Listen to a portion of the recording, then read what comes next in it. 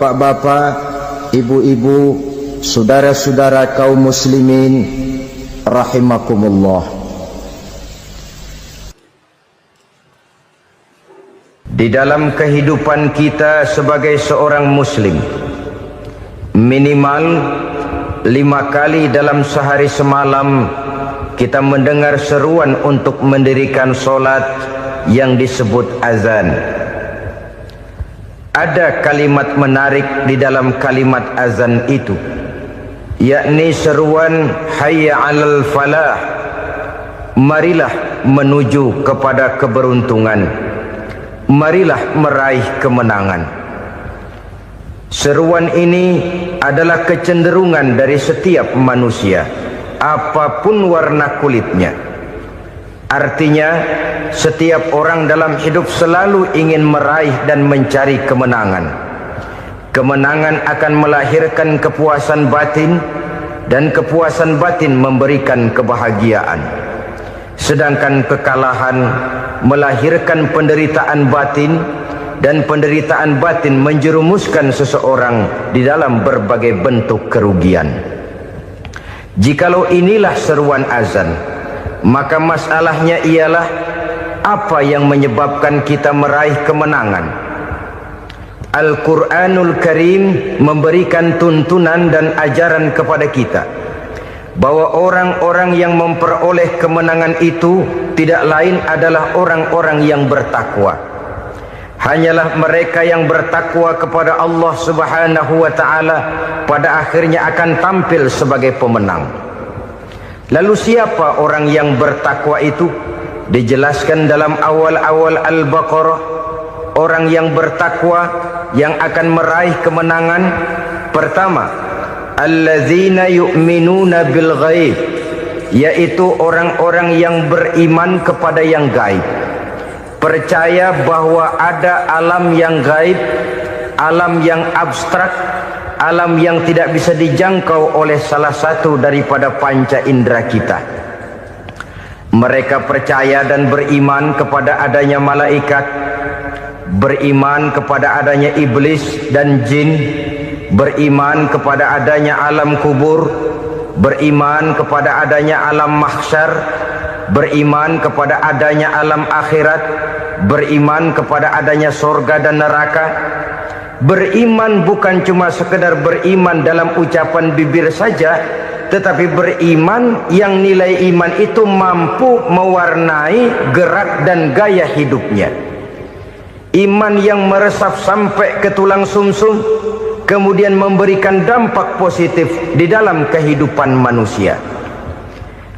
Alam, kita tahu, adalah sesuatu yang selain Allah, dan Allah bukanlah alam. Apapun namanya selain daripada Allah, itu adalah alam. Alam pada hakikatnya terbagi menjadi dua. Ada alam syahadah, alam nyata, alam konkret, alam yang bisa dijangkau oleh salah satu indera kita. Kemudian ada alam ghaib, alam yang tidak bisa dijangkau oleh panca indera kita, alam metafisika, alam abstrak, alam yang wajib kita imani keberadaannya. Kita percaya bahwa malaikat itu ada, kita percaya kepada jin, bahwa jin itu ada, kita percaya kepada adanya iblis dan setan. Bukan percaya kepada iblis dan setannya, percaya bahwa iblis dan setan itu ada. Itu termasuk salah satu daripada sifat orang yang bertakwa kepada Allah. Saudara-saudara kaum muslimin rahimakumullah, kecenderungan pembangunan yang lebih bersifat materialistis biasanya menggeser aspek kehidupan rohani. Orang berpikir empiri, dan dalam pola pikir yang demikian maka alam gaib tidak lagi mendapat perhatian. Aspek kehidupan yang bersifat rohaniah malah mulai ditinggalkan. Akibatnya terjadilah kepincangan di dalam kehidupan kita. Pernah ada satu pengalaman pribadi dalam perjalanan kembali ke tanah air. Dalam pesawat di sebelah kanan saya duduklah seorang Jerman namanya Heiner Simonsen. Iseng saya ajak kenalan, saya ajak ngobrol, saya tanya dia. Saya bilang, Mas Heiner ini, kalau pesawat yang kita tumpangi ini jatuh ke bawah, kira-kira apa yang bakal terjadi, Mas? Dia bilang, kita semua akan mati. Begitu? Iya. Oke. Apa itu mati? Tanya saya. Dia bilang, untuk tahu apa itu mati, kita harus tahu lebih dahulu apa itu hidup. Saya pikir nih bule bisa ngomong juga. Baiklah kata saya. Apa hidup menurut Anda itu? Oh, hidup itu dia bilang, kalau seluruh anggota badan kita bekerja secara normal, paru-paru memompa darah secara normal, jantung berdetak secara normal, sel-sel tubuh bekerja secara fit, dan organisme tubuh hanya mau bekerja secara normal, dia bilang, kalau kita memberi makan yang cukup, menu yang teratur, dan gizi yang lengkap. Saya bilang, kesimpulannya apa, Ner? Dia jawab, hidup adalah dari tangan ke mulut. Life is from the hand to the mouth, kata dia. Hidup adalah dari tangan ke mulut. Jadi masalah hidup tidak lebih daripada masalah isi perut.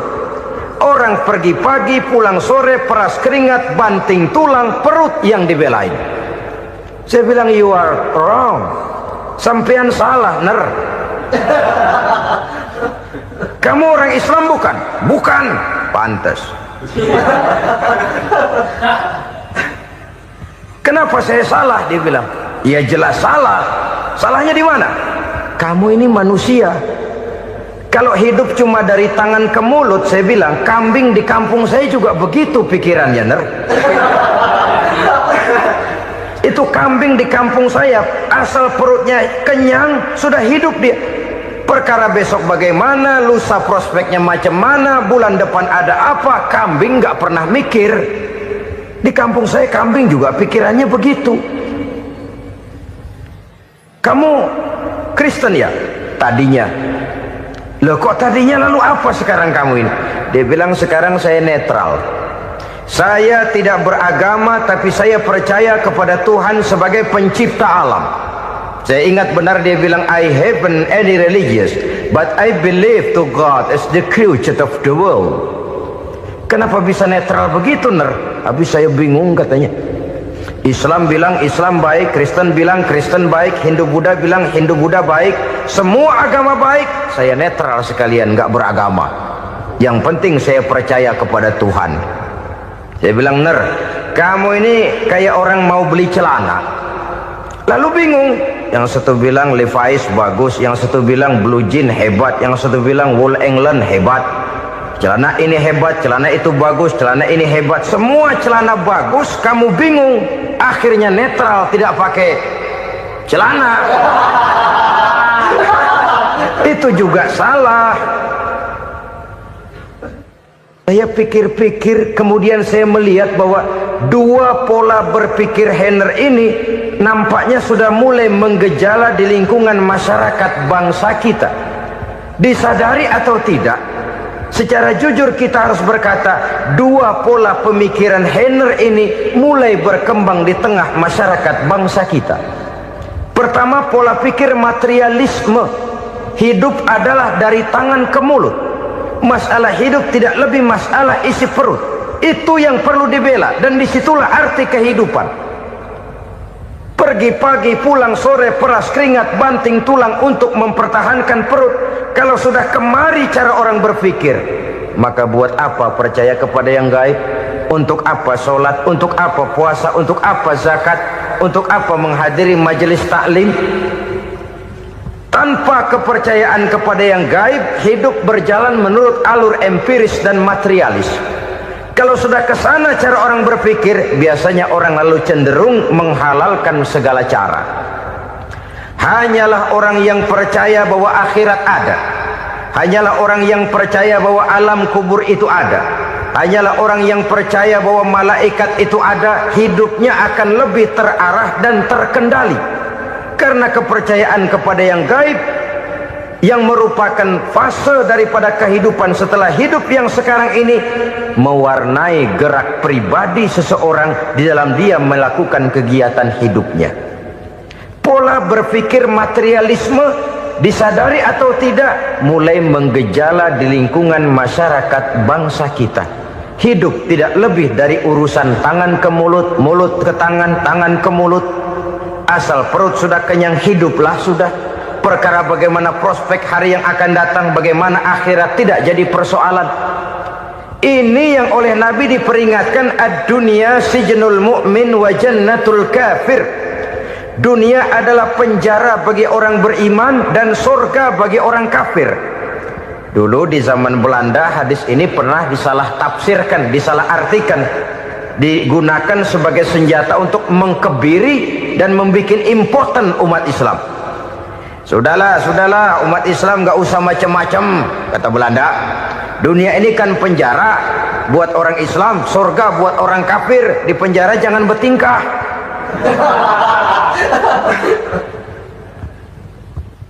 Pengertiannya tidak begitu.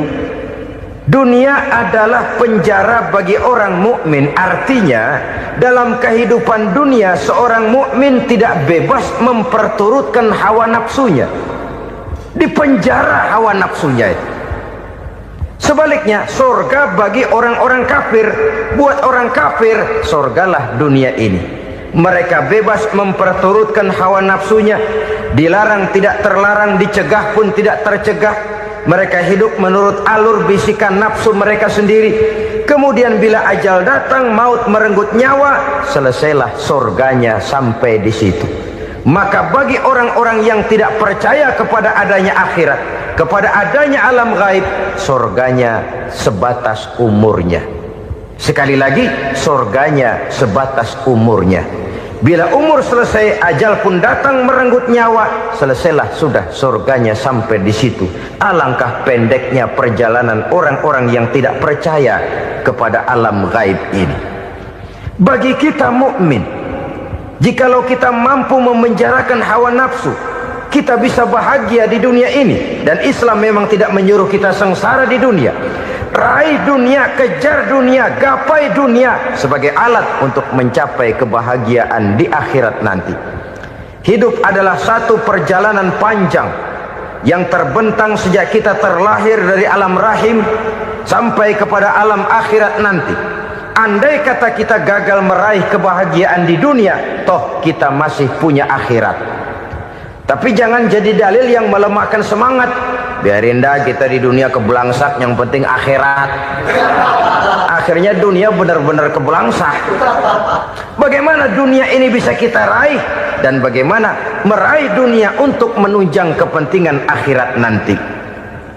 Yang kedua, dari pikiran Heiner yang saya lihat menggejala di lingkungan masyarakat bangsa kita, timbulnya manusia-manusia netral. Seolah-olah Tuhan yes, agama no. Sama Tuhan percaya, agama ogah. Tuhan ngangguk, giliran agama godeng. Padahal hampir dalam setiap ayat dalam Quran, kata-kata amanu biasanya bergandeng dengan wa amilus sholihat. Iman dan amal soleh. Ini sebagai isyarat Tuhan dan agama jangan pernah dipisah-pisah.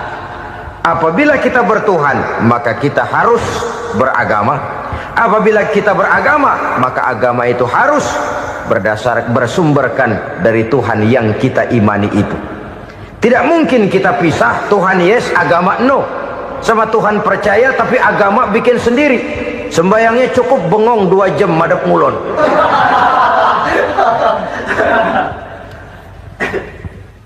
Saudara-saudara kaum muslimin rahimakumullah.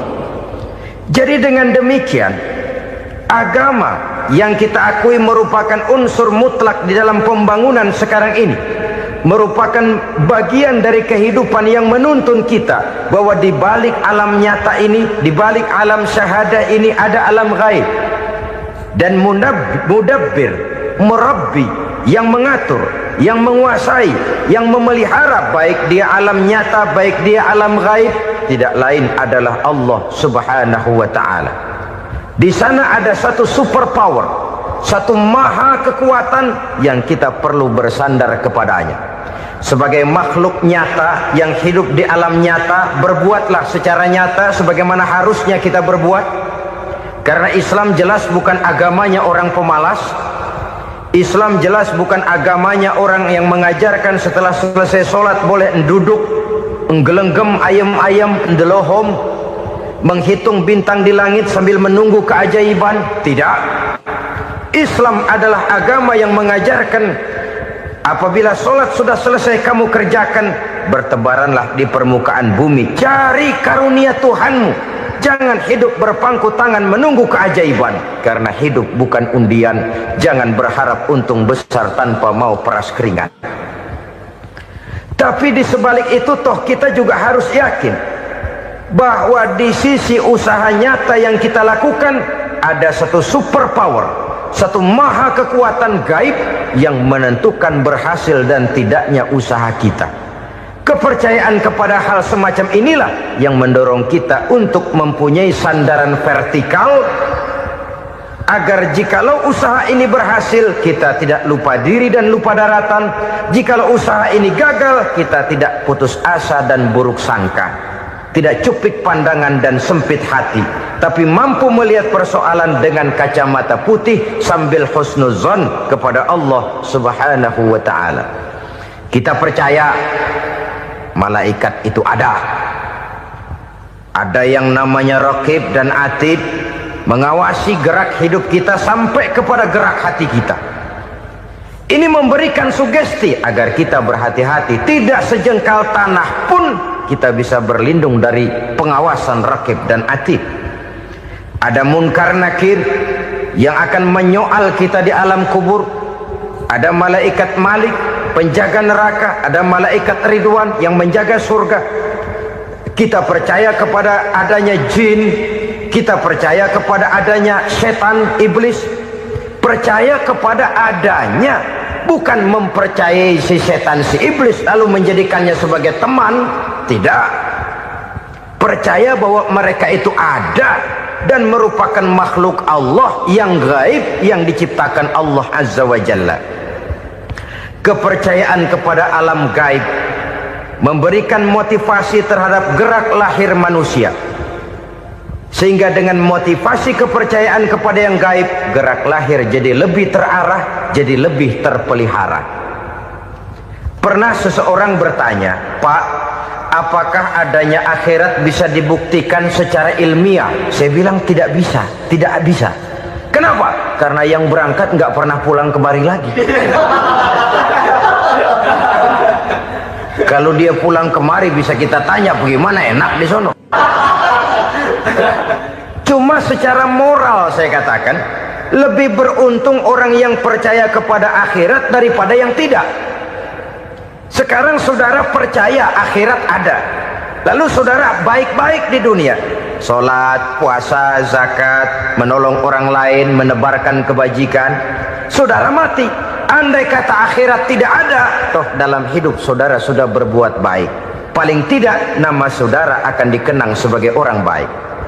Sebaliknya, saudara percaya, kata saya, bahwa akhirat tidak ada, lalu hidup semau-maunya, tenggelam dalam maksiat dan munkarat, menentang Allah, tidak mau ruku dan sujud, lalu saudara mati, kemudian akhirat ada, ayo mau apa? Bekal tidak punya. Jadi secara moral lebih beruntung orang yang percaya kepada adanya akhirat daripada yang tidak percaya. Dan itu alam gaib yang tidak bisa dibuktikan secara eksakt. Jangankan untuk membuktikan seperti itu, dalam kehidupan sehari-hari saja yang kita rasakan tidak selalu berbentuk toh. Angin, bagaimana sih bentuknya angin? Kita tidak tahu. Merah, buktinya kalau dikerok merah. Yang merah itu kulit, yang kulit kita bukan anginnya. Sakit, rasa sakit itu ada, tapi bagaimana bentuk sakit kita nggak pernah tahu. Kalau kita makan cabai pedas, bagaimana bentuk pedas itu tidak ada, tapi rasa ada. Bentuk pedas hijau, cabenya bukan pedasnya. Tidak semua yang kita rasakan bisa kita gambarkan dalam bentuk yang konkret. Oleh karena itu, sekali lagi bahwa kepercayaan kepada alam yang gaib mampu memberikan satu sugesti yang menata kehidupan seseorang lebih lurus, lebih terarah, dan lebih terkendali. Maka wajar kalau kepercayaan kepada yang gaib mengantarkan seseorang untuk meraih kemenangan. Kenapa? Dia percaya kepada yang gaib, bahwa akhirat ada, bahwa alam kubur ada, bahwa pertanggungan jawab itu ada. Maka dia lalu tidak hidup saenae udele dewe, gitu loh. Tidak hidup menurut seleranya sendiri, terarah, teratur. Ini cirinya yang pertama. Orang bertakwa yang akan meraih kemenangan, mereka beriman, mereka percaya kepada yang gaib. Bahkan hal-hal konkret saja selalu berangkat dari yang gaib. Saudara-saudara, para remaja, para pemuda sekarang ini tidak pernah tahu toh siapa yang akan jadi teman hidup saudara. Kita bisa saja ngerancang, mentargetkan, tapi toh akhirnya yang namanya jodoh bukan kekuasaan kita. Rezeki di luar kemampuan kita. Begitu juga ajal, maut, jodoh, ajal adalah contoh-contoh konkret bahwa pada akhirnya yang gaiblah yang menentukan. Bertahun-tahun ngelancong, emang jodoh seret, nggak jadi.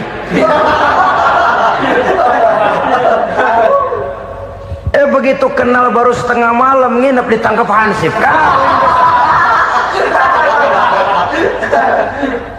Hal-hal semacam itu kadang-kadang kita berpikir suuzon, gilet, perempuannya cakep banget, lakinya rebek amat.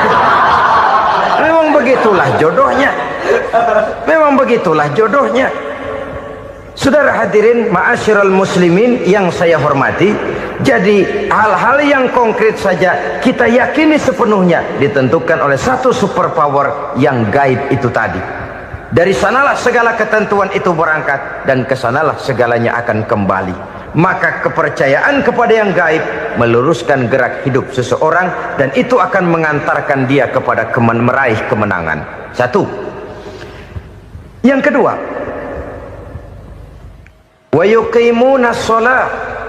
Orang bertakwa yang akan meraih kemenangan itu adalah orang-orang yang mendirikan sholat. Kenapa sholat mengantarkan orang untuk meraih kemenangan? Yang jelas, inna sholata tanha anil fahsya'i wal munkar. Sholat mampu mencegah manusia dari perbuatan keji dan munkar. Banyak filsafat hidup yang terkandung di dalam sholat ini. Sejak kita wudhu sampai kita menghadap ke arah kiblat, sampai kita melakukan gerak-gerak sholat, bacaan-bacaan yang ada di dalam sholat, lalu sampai kepada mengucapkan salam. Banyak filsafat hidup yang terkandung di dalam sholat. Umpamanya saja, setelah takbiratul ihram, mulai kita dengan sholat dalam posisi berdiri. Diajarkan dalam kitab-kitab fikih agar kita melihat ke arah tempat sujud. Ini kan filsafat kehidupan. Kalau kamu sholat dalam posisi berdiri, lihat tempat sujud. Jangan sholat mata jelalatan, sebab nanti bisa mengurangi kekhusyuan. Jadi wajar kalau yang dikatakan bahwa yang paling afdol adalah shaf yang di depan. Kenapa? Secara harfiah pengertiannya akan lebih mengundang kekhusyuan. Kenapa? Kalau kita di shaf paling depan di masjid umpamanya paling banter kita lihat tembok. Tapi kalau kita shaf di tengah atau di belakang, orang-orang di depan kita pun akan kelihatan. Yang bajunya loreng, yang bajunya genggang, yang bajunya macam-macam. Kita lihat, kadang-kadang kita pikirin, ada yang bajunya bolong. Kita sholat tapi dalam hati, nih orang bajunya robek yang nggak tahu apa. Ada saja hal-hal yang mengusik kekhusyuan kita. Oleh sebab itu diajarkan dalam posisi berdiri, lihat, arahkan pandangan matamu kepada tempat sujud. Ini kan filsafat kehidupan. Maksudnya apa? Kalau lagi diri lihat dong tempat sujud. Kalau udah di atas ingat dong sama yang bawah. Kalau sudah tinggi ingat dong dari mana kamu berangkat. Kalau sudah berkuasa bantu dong yang lemah. Kalau sudah kaya santuni dong yang miskin. Kalau sudah alim bimbing dong yang awam. Ini filsafat kehidupan. Dalam posisi berdiri kau lihat tempat sujud. Ini akan melahirkan kepekaan sosial di mana seseorang mau tahu kepada orang lainnya. Bagaimanapun kaya kita, tinggi pangkat dan jabatan kita, jikalau hidup hanya untuk kepentingan perut sendiri saja, rasanya belum membawa manfaat di dalam kehidupan kita. Tapi efek yang tertinggi sesungguhnya, solat mencegah manusia dari perbuatan keji dan munkar. Perbuatan keji dan munkar walaupun kelihatannya mendatangkan uang, membawa keuntungan, tapi itu keuntungan semu, keuntungan sementara. Dengan menipu orang lain kita bisa dapat untung, tapi tidak membawa berkah. Dan itu adalah kerugian besar dalam kehidupan kita. Maka untuk meraih kemenangan harus dimulai dengan membentuk kepribadian yang tegar, memiliki sandaran vertikal yang langsung kepada Allah Subhanahu wa ta'ala. Dan itu hanya bisa kita tempuh melalui jalur ibadah formal yang sudah ditentukan Allah, yakni solat yang 5 waktu. Untuk memperkuat itu ada solat-solat sunnah, rawatib, nawafil sebagai terminal-terminal kontrol cadangan untuk memelihara stabilitas temperatur batin di dalam kita berhubungan dengan zat yang maha gaib, yaitu Allah Subhanahu wa ta'ala. Orang sering bertanya, Pak, itu tetangga saya nggak sholat, duitnya nggak habis-habis, Pak. Nggak sholat tapi mobilnya tambah terus. Nggak sholat tapi usahanya makin maju. Tapi di sisi lain ada orang yang rajin sholat, rezekinya butak bener. Anaknya mana kurus, mana korengan. Saudara hadirin ma'asyiral muslimin rahimakumullah. Harus saya katakan bahwa solat memang bukan untuk cari duit. Solat adalah sandaran vertikal kita kepada Allah. Sedangkan soal rezeki itu berkaitan dengan sifat Allah maha pengasih dan maha penyayang. Allah maha pengasih, siapapun dikasih kalau mau usaha. Allah maha penyayang, tidak semua orang disayang oleh Allah Azza wa Jalla. Dan belum tentu banyak harta itu merupakan nikmat. Mungkin juga istidraj. Artinya istidraj itu dikasih tapi diambulin, kalau bahasa Betawinya itu. Dikasih tapi diambulin, itu bukan merupakan nikmat sesungguhnya, lebih merupakan azab dari Allah Subhanahu wa ta'ala.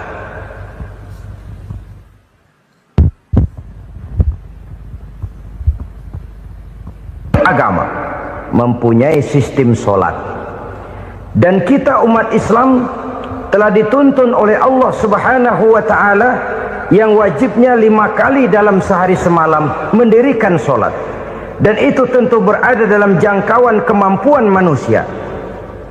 Pada awalnya barangkali kita memang merasa solat itu satu kewajiban, tapi semakin kita hayati makna, manfaat dan filsafat yang terkandung di dalam ajaran solat, semakin sampai kita kepada keyakinan bahwa solat adalah keperluan kita. Sehingga pada waktu tertentu dinilai puncaknya, kita tidak lagi akan berkata saya wajib sholat, tapi kita akan berkata saya perlu sholat. Kalau kita sudah merasakan itu adalah keperluan kita, nah di sanalah kita baru akan merasakan ruginya kalau hal itu tidak kita laksanakan. Sepanjang kita masih berkata saya wajib sholat, kita akan lebih merasakan dia sebagai beban ketimbang sebagai keperluan. Yang jelas Allah tidak memerlukan ibadah yang kita laksanakan ini. Dengan kata lain, andai kata satu dunia penuh ini orang tidak ada yang sholat satu pun, Allah tidak akan turun dari jabatan Tuhan. Jangan lalu berpikir kalau kita ngambek se-RW kagak sembahyang Tuhan tekor kali ini ya. Tentu tidak. Itu perlunya kita, bukan perlunya Allah. Dan pada induknya kita akan berkata, saya perlu agama. Kalau secara induk kita sudah memerlukan agama, maka konsep-konsep yang ada di dalam ajaran agama itu pun adalah juga merupakan keperluan kita. Baik dia bernama sholat, baik dia bernama puasa, baik dia bernama zakat, baik dia bernama haji, seluruhnya adalah keperluan kita. Dan sesuatu yang kita perlukan apabila tidak kita laksanakan akan melahirkan kerugian di dalam kehidupan. Jangan heran kalau kita membaca riwayat perjalanan hidup para salafus soleh, orang-orang soleh. Ada yang tahajud sampai 100 rakaat, ada yang sholat malam kakinya sampai bengkak. Kita sekalinya bengkak biri-biri. Ada yang sholat membaca surah dalam Al-Quran sampai khotam Quran. Kok mau? Mereka sudah merasakan itu keperluan. Itu saja soalnya. Satu saat pun jikalau kita merasa bahwa itu keperluan saya, kita pun akan melaksanakan seperti itu. Keperluan saya dalam kehidupan. Inilah yang kedua. Yang ketiga, orang bertakwa yang akan meraih kemenangan itu, wa mimma razaqnahum yunfikun. Mereka membelanjakan sebagian daripada rezeki yang diberikan Allah kepada mereka. Mereka infakkan di jalan Allah. Ada satu dialog menarik. Satu hari seorang anak muda bertemu dengan seorang kakek-kakek yang sudah dikenalnya baik. Bertanyalah anak muda ini, "Kek, umur kakek berapa tahun?" 15 tahun, kata si kakek. "Anak kakek berapa orang?" 1. "Harta kakek berapa banyak?" 15 juta. Si anak muda ini bengong, lalu protes, "Kok kakek bohongin saya?" "Kenapa?"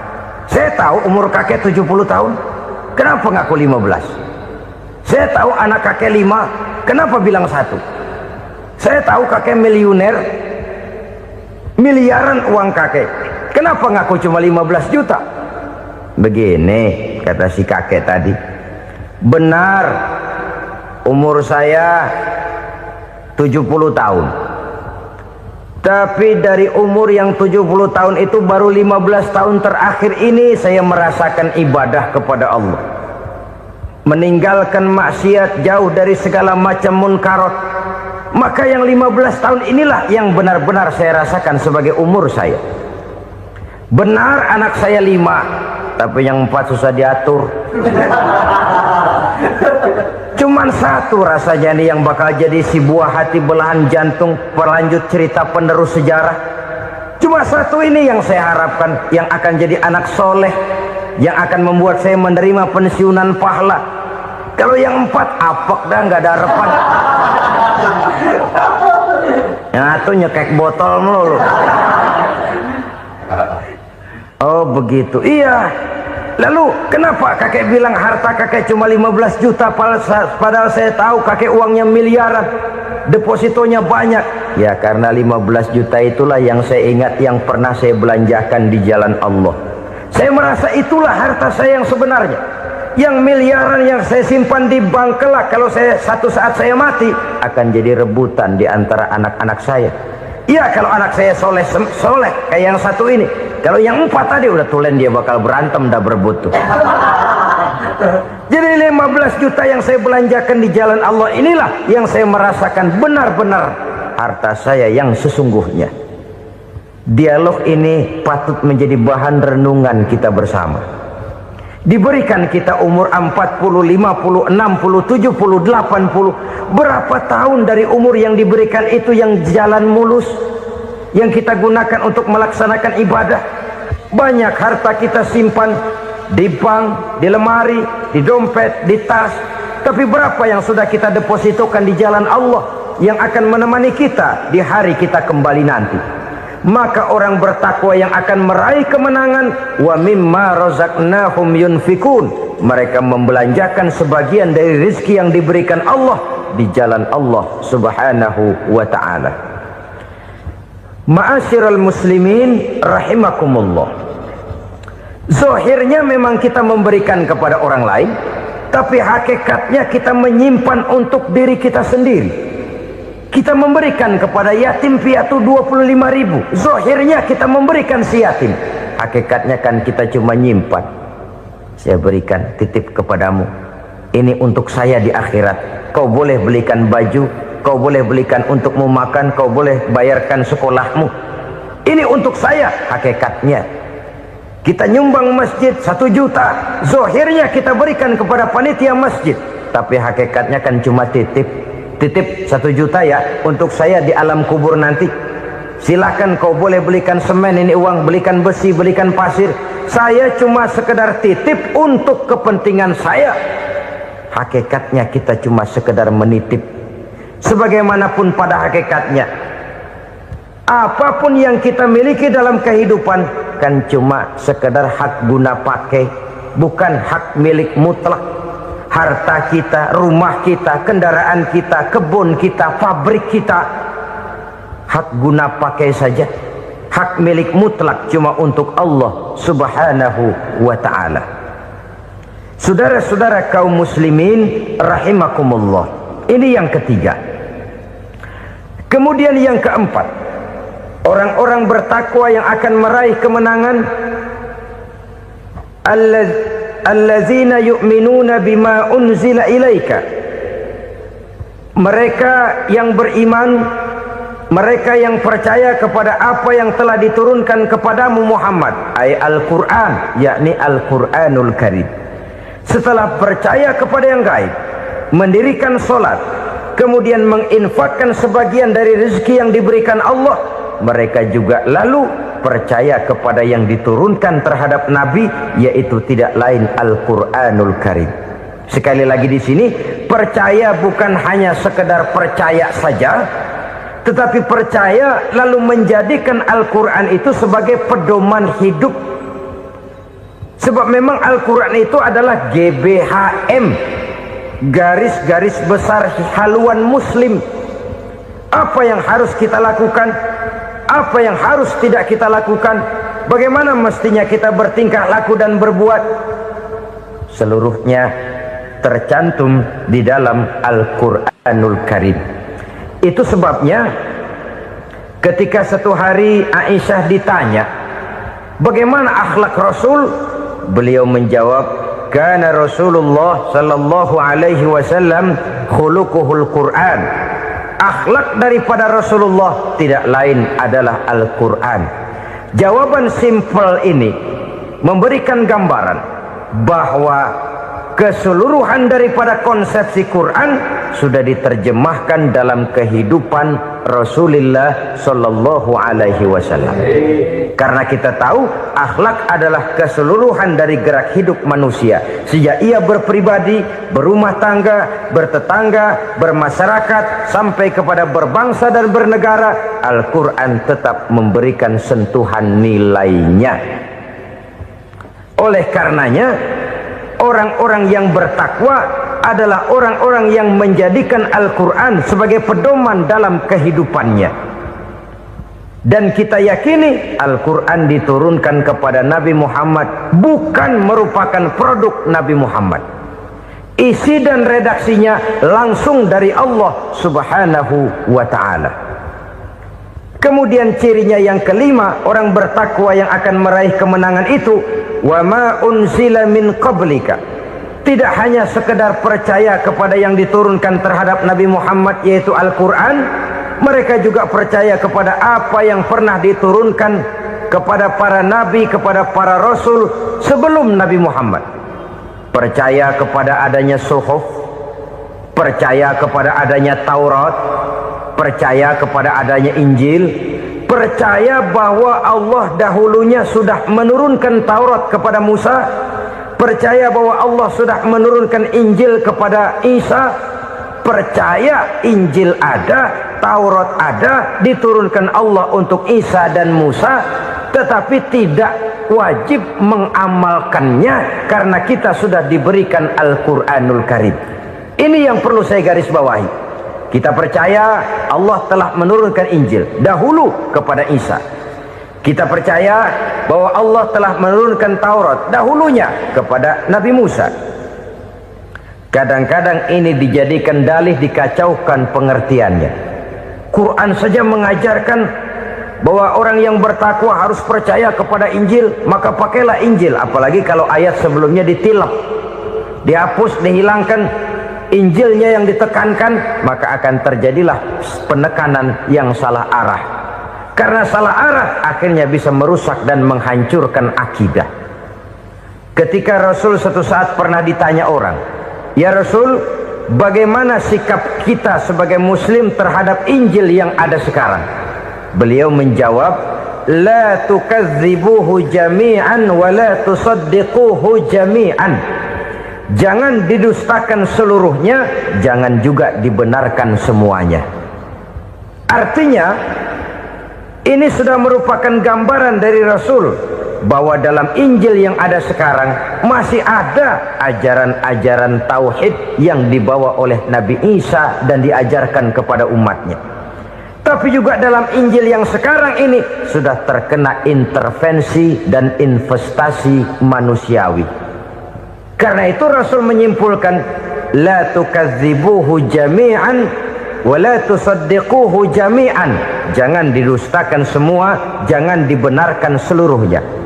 Kita memang percaya Allah telah menurunkan Injil kepada Nabi Isa dulu, tapi kita tidak wajib mengamalkan Injil.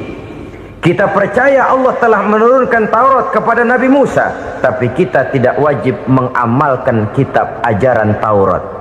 Yang wajib kita percayai dan kita amalkan hanyalah Al-Quranul Karim. Kenapa? Oleh karena baik yang ada di dalam Taurat, baik yang ada di dalam Injil, tentu tercakup di dalam Al-Quran sebagai kitab terakhir yang diturunkan oleh Allah Subhanahu wa Ta'ala. Dan itu wajar. Kalau seorang pejabat mau mengeluarkan satu keputusan baru, tentu dia harus meninjau keputusan-keputusan lama. Andai kata dianggap tidak berlaku, dianggap tidak relevan lagi, maka keputusan-keputusan lama itu tentu sudah dianggap tidak berlaku. Sebagian daripada aturan-aturan dalam keputusan lama yang masih dianggap relevan tercantum dalam keputusan baru yang wajib diamalkan. Begitulah hubungannya antara Al-Quran, Taurat, Zabur, dan Injil. 4 kitab samawi yang diturunkan Allah masing-masing kepada Zabur untuk Nabi Daud, Taurat untuk Nabi Musa, dan Injil untuk Nabi Isa alaihi wassalatu wassalam. Ketiga-tiga kitab itu kita percayai adanya. Kita yakini Allah telah menurunkan Zabur, Taurat, dan Injil, tapi kita tidak wajib mengamalkannya. Yang wajib kita mengamalkannya sekarang ini tidak lain hanyalah Al-Quranul Karim saja, karena ia mencakup apa yang ada di dalam Zabur, apa yang ada di dalam Taurat, dan apa yang ada di dalam Injil. Keotentikannya bisa dipertanggungjawabkan. Ya, tapi kan Nabi Muhammad sudah mati 14 abad yang lalu, dan di zaman beliau Al-Quran kan belum dikodifikasikan, belum ditulis. Bagaimana keotentikannya bisa dipertanggungjawabkan? Mudah saja. Allah berjanji, "Inna nahnu nazzalna dzikra wa inna lahu lahafizun."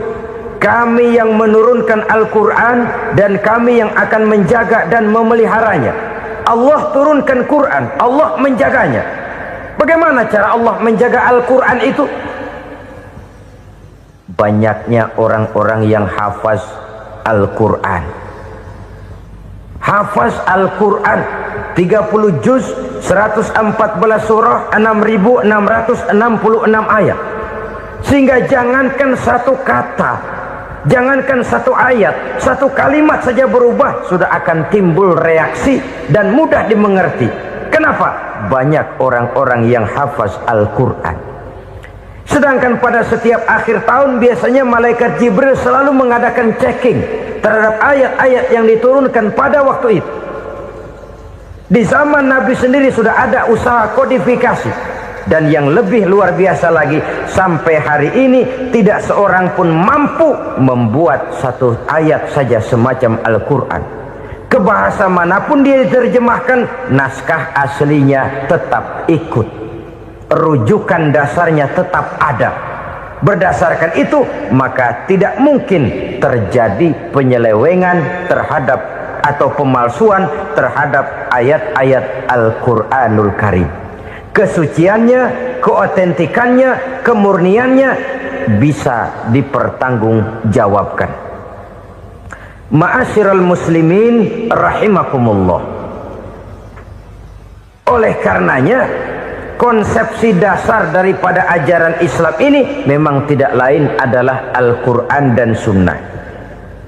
Isi daripada agama Islam yang merupakan iman, Islam dan ihsan, konsepsi dasarnya tidak lain adalah Al-Quran dan Sunnah Rasulullah Sallallahu Alaihi Wasallam. Maka yang kita perlukan sekarang ini adalah terjemahan Al-Quran di dalam kehidupan kita. Dengan demikian, maka gaya kehidupan yang lebih Qurani itulah yang kita dambakan. Kita perlu memang terjemahan Quran dalam bahasa Inggris, dalam bahasa Belanda, dalam bahasa Jepang, tapi yang lebih kita perlukan adalah terjemahan Quran di dalam kehidupan kita. Konsekuen, tidak memanipulasi, ringan sama kita jinjing, berat sama kita pikul. Jangan kalau lempengan ayat Quran tuh kira-kira enak diamalin, keras teriakan kita. Giliran kira-kira ayat Quran itu mukul kepala kita sendiri, diam kita. Itu ciri yang pernah disindir Allah dalam awal-awal Baqarah juga itu. Ciri beragamanya orang yang munafik. Kullama adha'a lahum masyawfih, kata Allah. Wa iza azlama alaihim qamu. Apabila terang mereka jalan, apabila gelap mereka berhenti. Artinya, kalau kira-kira di Islam nguntungin, rame-rame pada teriak Islam.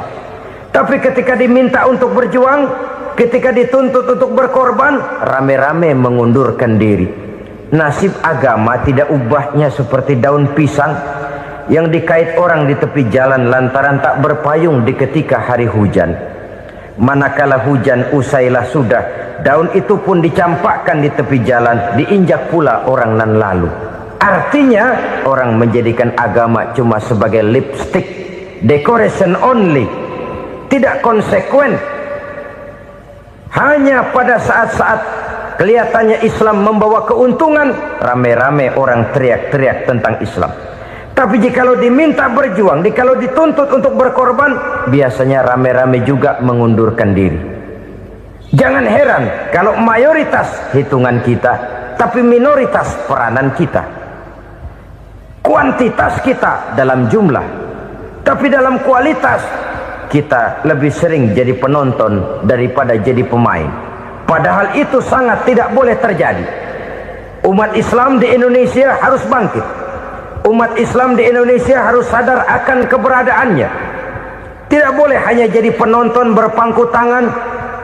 Karena memang agama kita juga mengajarkan untuk konsekuen di dalam menjabarkan ajaran-ajaran daripada agama kita.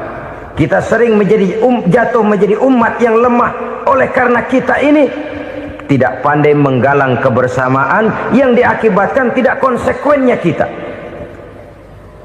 Diistilahkan bahwa umat Islam di dalam menggalang kebersamaannya itu harus seperti orang main sepak bola. Saudara-saudara kan tahu orang main sepak bola itu. Orang main sepak bola, kalau pertandingan belum dimulai sih silakan saja kumpul di luar lapangan, atur strategi yang baik. Tapi kalau pertandingan sudah dimulai, turun ke lapangan hijau, jangan kumpul terus. Ada sepak bola gotong royong, mundur-mundur rame-rame, depan ke depan kumpul melulu mainnya. Kalah. Orang main sepak bola itu ya harus ada penyerang tengah, harus ada penjaga gawang, harus ada strikernya, harus ada kiri luarnya, kanan dalamnya yang jadi backnya. Posisi boleh bermacam-macam, tapi yang penting saling ngoper untuk menggolkan gawang lawan. Begitulah umat Islam ini. boleh ada yang jadi pejabat, boleh ada yang jadi pengusaha, boleh ada yang jadi petani, silakan ada yang jadi seniman, ada yang jadi penyair, ada yang jadi artis sekalipun. Tapi kalau sudah berhasil menguasai bola, jangan lupa operannya. Operan itu yang langka. Kita ini muslim kadang-kadang kalau sudah memegang menguasai bola, kalau belum mau mampus, belum mau ngoper. Nanti kalau sudah nggak punya bola, baru mau ngoper. Kalau sudah dengar-dengar mau dekat pensiun, baru mau jihad, baru mau berjuang, baru mau ngurus pesantren. Tanda tangan sudah tidak laku, memo sudah tidak dihargai, baru mau berjuang. Kemarin kemana, Mas? Kita tidak pandai memanfaatkan posisi. Dengan kata lain, kalau kembali kepada persoalan kita, konsekuensi kita terhadap agama yang kita anut ini belum ideal. Kita masih lebih sering berislam ini pada saat-saat yang menurut perhitungan kita membawa keuntungan. Tapi kalau diminta berjuang, dituntut berkorban, yang itu pun hakikatnya adalah untuk kepentingan kita juga. Allah tidak pernah menuntut kita untuk jihad bagi kepentingan Allah, itu tidak. Berjuang menegakkan agama Allah, apakah untuk kepentingan Allah? Tidak. Untuk kepentingan kita. Sebab nilai-nilai jihad itu pada akhirnya akan membawa kita kepada suatu kebahagiaan. Setidaknya kalau tidak di dunia, tentu di akhirat sebagai syahid. Oleh karena itu, pada bagian akhir ini saya ingin mengajak, marilah kita konsekuen. Sekali kita berkitabkan Al-Quranul Karim, mari dia kita jadikan pedoman. Jangan cuma kita jadikan sebagai penghias dinding, pelengkap rumah, bahwa di rumah kita ada Al-Quran, tapi yang baca kecoa. Habis pada bolong tuh Quran. Yang penting kan punya Quran. Ditaruh di pintu rumah. Biar apa? Biar kuntilanak kagak masuk katanya. Ya apa itu nasib Quran? Cuma kerjanya jaga pintu, ngusir kuntilanak, ngusir memedi. Bagaimana kita hidup menurut tuntunan Al-Quran? Kadang-kadang tidak pernah menjadi masalah bagi kita. Maka bagaimanakah Al-Quran akan mungkin membawa keberkahan dalam hidup kalau ajarannya kita injak-injak dalam keseharian kita?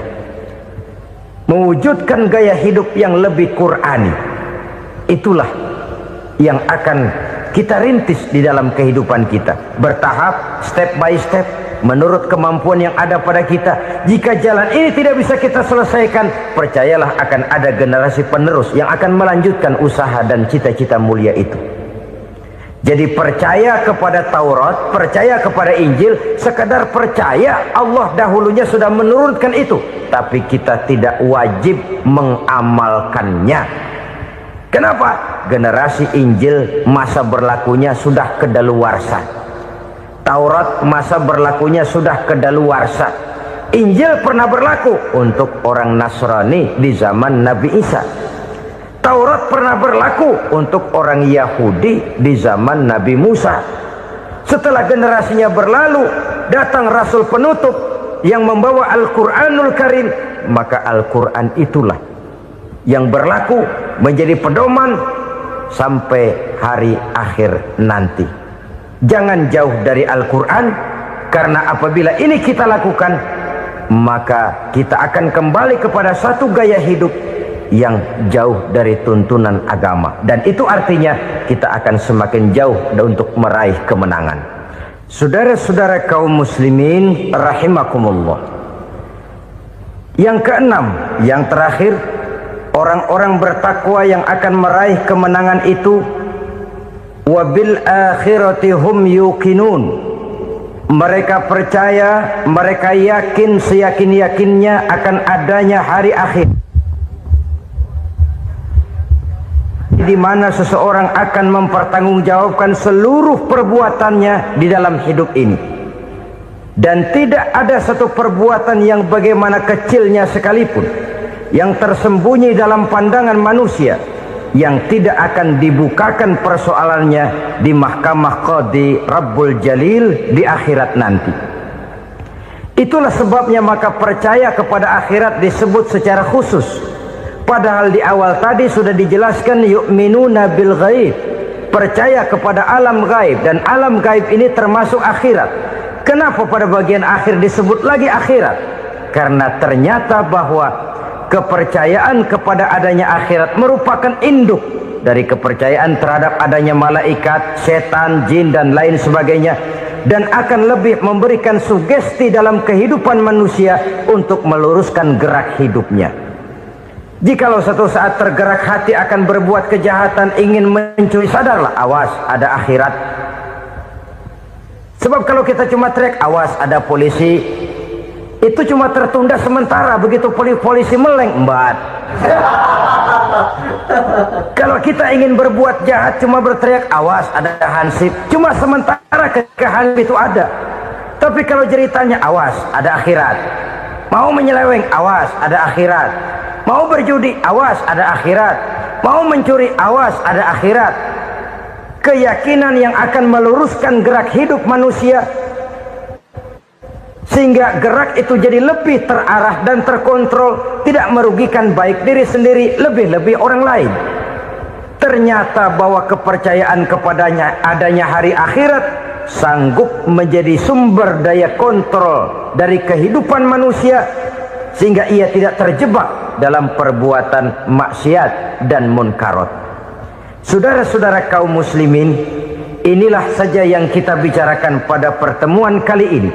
Semoga Allah subhanahu wa ta'ala memberikan kekuatan zahir dan batin kepada kita untuk dapat meraih kemenangan dengan beriman kepada yang gaib, mendirikan solat, membelanjakan sebagian dari rezeki yang diberikan Allah, percaya kepada Al-Quran, beriman kepada kitab-kitab yang diturunkan sebelum Al-Quran, lalu meyakini adanya hari akhirat. Terima kasih.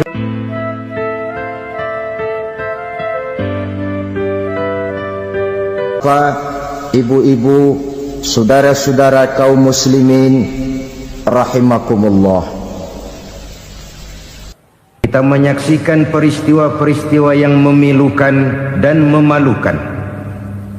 PHK terjadi di mana-mana. Pengangguran meningkat, harga-harga membumbung tinggi, daya beli rakyat semakin lemah. Sementara di bidang politik, kejadian-kejadian memberikan indikasi bahwa persatuan dan kesatuan kita sebagai bangsa dewasa ini tengah berada dalam ujian yang berat. Pada jumpa kita kali ini, tanpa bermaksud untuk mencari kambing hitam dari bencana yang kita hadapi, saya ingin menyampaikan sebuah hadis yang diriwayatkan oleh Imam At-Tabarani dari Ibnu Abbas, bahwa Rasulullah sallallahu alaihi wasallam bersabda, khamsun bi khamsin, ada 5 perkara yang dapat menimbulkan 5 macam bencana.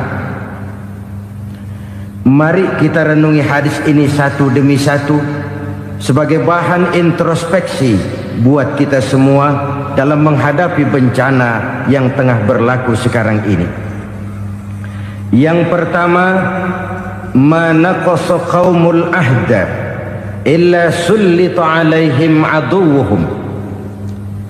Apabila suatu kaum sudah mengingkari janjinya, maka mereka pun akan dikuasai oleh musuh-musuh mereka. Sederhana saja nampak kalimat dalam hadis ini. Apabila orang sudah mengingkari janji, mereka akan dikuasai oleh musuh-musuh mereka sendiri. Dan musuh kita yang paling utama saat ini adalah kemiskinan dan kebodohan. Kenapa itu terjadi? Karena kita mengingkari janji kita sendiri. Di saat awal-awal berdirinya Orde Baru, kita pernah berjanji untuk melaksanakan Pancasila dan Undang-Undang Dasar 45 secara murni dan konsekuen. Kita berjanji bahwa kita akan menegakkan pemerintah yang bersih dan berwibawa. Itu semua pada permulaannya. Waktu demi waktu berjalan, kita lupa dengan janji yang kita ucapkan itu. Ketuhanan yang Maha Esa kita ucapkan, tapi kesetanan yang luar biasa yang kita lakukan. Kemanusiaan yang adil dan beradab yang kita dengungkan, tetapi kemanusiaan zalim dan biadab yang kita praktekkan.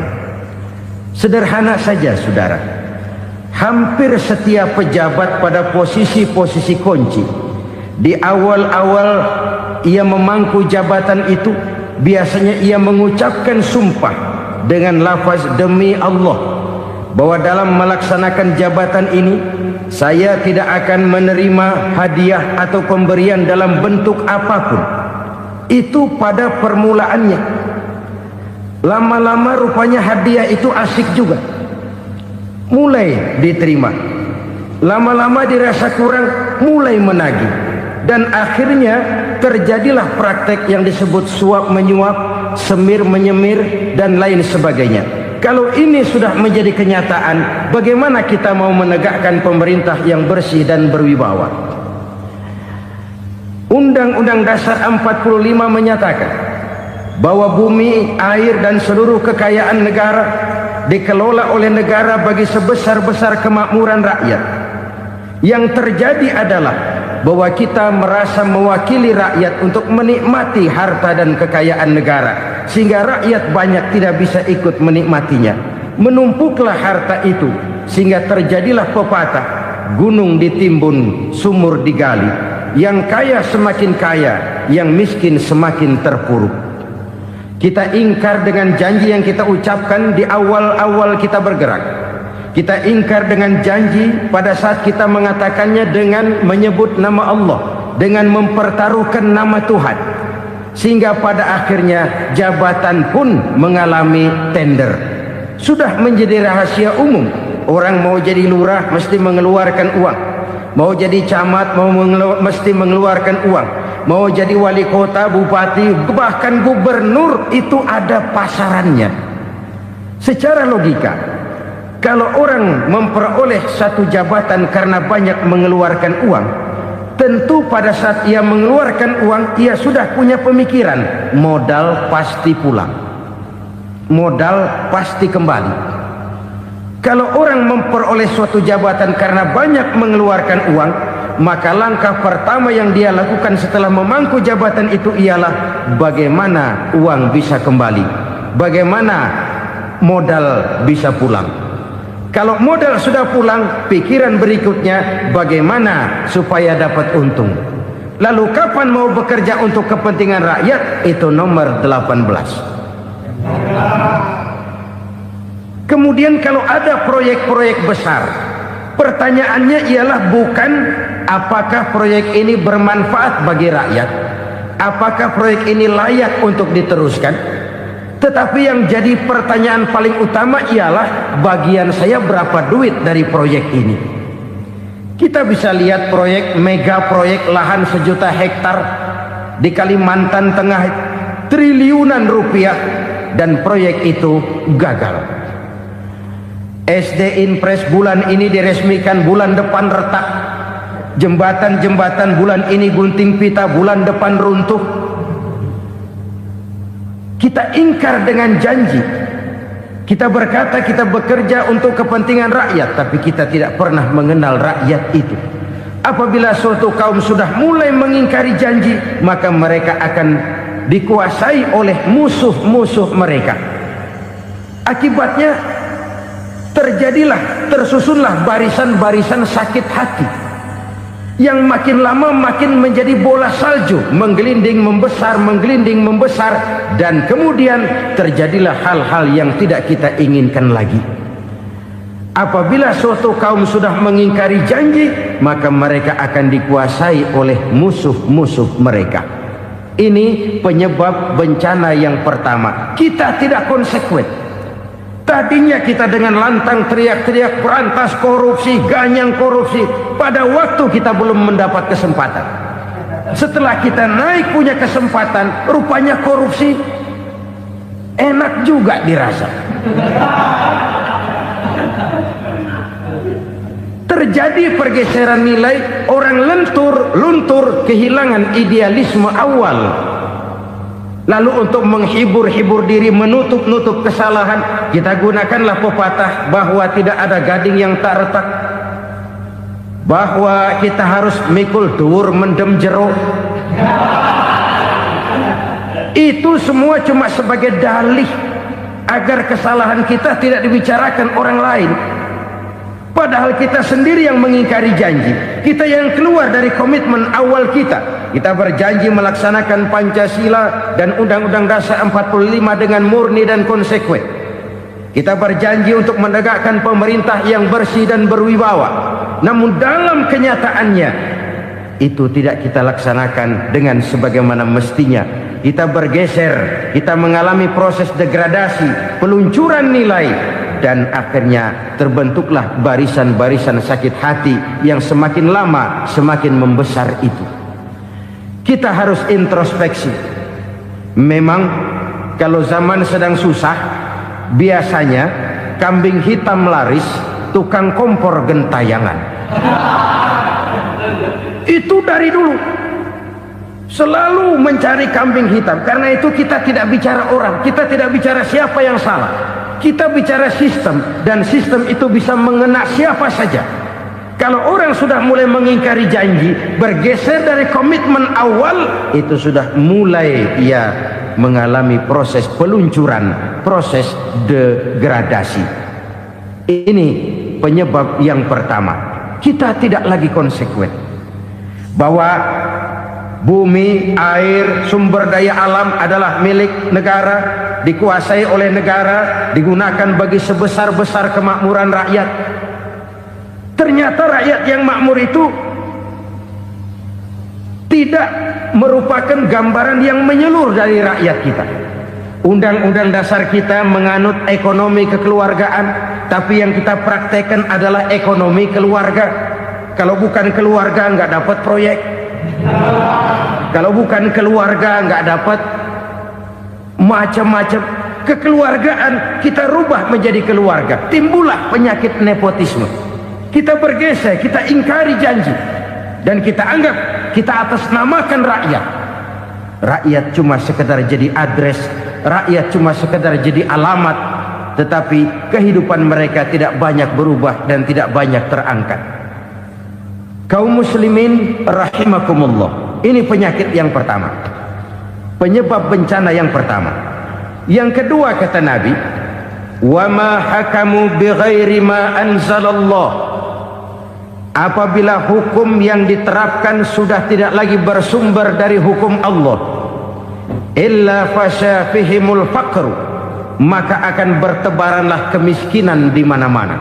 Ini artinya apa? Apabila hukum tinggal sebuah stempel, apabila hukum sudah diatur menurut kepentingan, apabila hukum sudah tidak lagi ditegakkan secara adil, maka kemiskinan merambah di mana-mana. Hukum diatur menurut selera orang yang sedang berkuasa, maka yang benar bisa jadi salah, yang salah bisa jadi benar. Hukum dalam kenyataan hidup berlaku seperti pisau. Pisau itu kan saudara lihat, yang namanya pisau dimanapun itu tajamnya ke bawah, ke atas tumpul. Kalau hukum itu, kalau untuk rakyat, hukum itu tajam bukan main, cepat sekali dilaksanakan. Tapi giliran menengah ke atas, yang gedean dikit berbuat salah, hukum tumpul. Hukum pura-pura tidak dengar. Akibatnya terluka rasa keadilan rakyat. Satu kasus rakyat diam, dua kasus rakyat diam, tiga kasus rakyat diam, kasus terakumulasi di hati rakyat. Luka rasa keadilan, dan itu menjadi sumber bencana. Penjarahan, kita tidak setuju itu, tapi kita harus melihat kausalnya. Itu kan tidak berdiri sendiri. Itu kan karena terlukanya rasa keadilan rakyat, melihat kesempatan ini tidak merata. Kalau rakyat ini yang ngajukan kredit ke bank, walaupun jumlahnya cuma jutaan, ratusan ribu, susahnya 17 setan. Tapi ada orang-orang tertentu yang agunannya palsu, jaminannya palsu, bawa kata belece, bukan cuma miliaran, triliunan kredit bisa keluar. Terluka rasa keadilan, hilangnya kesempatan. Rakyat cuma dapat kesempitan, jarang dapat kesempatan. Dari lukanya rasa keadilan ini.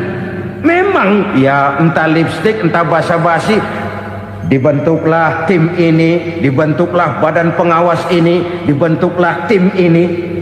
Kalau membentur tahu, hancur tahu. Tapi kalau tim yang dibentuk membentur karang, bukan karangnya yang hancur biasanya, timnya yang bubar.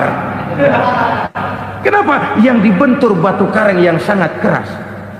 Kita main-main dengan hukum, kita tidak konsekuen dengan hukum. Luka rasa keadilan, dan itu terakumulasi. Edi Tamsil, rakyat tahu, terakumulasi, menguap begitu saja. Kasus-kasus lain rakyat tahu, menguap begitu saja. Ketidakadilan terakumulasi, mengendap di hati rakyat, menunggu ledakan. Pada saat sumbu meledak, rakyat tidak bisa dibendung lagi. Oke, kita tidak setuju dengan penjarahan, tapi jangan melihat itu sebagai peristiwa yang berdiri sendiri. Kenapa itu terjadi? Kausalnya kenapa? Oke, kita tidak setuju memang, tapi yang dijarah oleh rakyat kan memang cuma untuk perut. Yang dijarahkan beras, yang dijarahkan televisi, yang dijarahkan kulkas yang masih bisa dihitung, yang memang real untuk kebutuhan rakyat. Penjara-penjara berdasi kepala botak yang menguras uang rakyat habis-habisan, enak saja melenggang dalam kehidupan ini. Makin terluka rasa keadilan rakyat. Apabila hukum yang diterapkan sudah menyimpang dari keadilan yang diajarkan Allah, fasyafihimul fakru, bertebaranlah kemiskinan. Aneh, memalukan, memilukan. Sebuah negara agraris yang katanya pulaunya hijau royo-royo, gemari palau jenawi toto tentem kertora harjo, yang tahun 93 pernah mendapat penghargaan dari FAO, Badan Pangan Sedunia, sebagai negara yang berhasil dalam swasembada pangan. Sekarang ini kita terpaksa betul beli beras dari Vietnam, beli beras ke Kamboja, beli kedelai dari Kamboja. Kenapa? Lahan sawah kita habis ditanami pabrik. Teknologi kita, teknologi loncatan yang non-applied, tidak terpakai oleh kita. Lantas lahan yang tidak bisa kita tanami, kita paksakan lahan-lahan gambut menjadi tanah pertanian yang subur dengan biaya triliunan, dan kita gagal. Kita cari jarum dan kapak hilang. Kita mau jadi negara industri dengan loncatan teknologi yang maju, kita lupakan pola pijak kita sebagai negara agraris, dan akhirnya kita kecolongan. Lihatlah dewasa ini, rakyat kita antri sembako di mana-mana.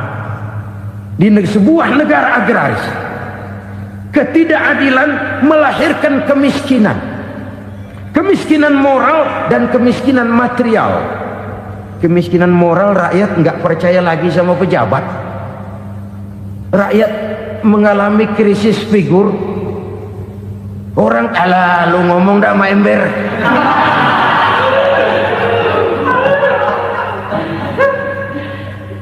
Penataran yang menghabiskan biaya miliaran itu melahirkan pejabat-pejabat korup.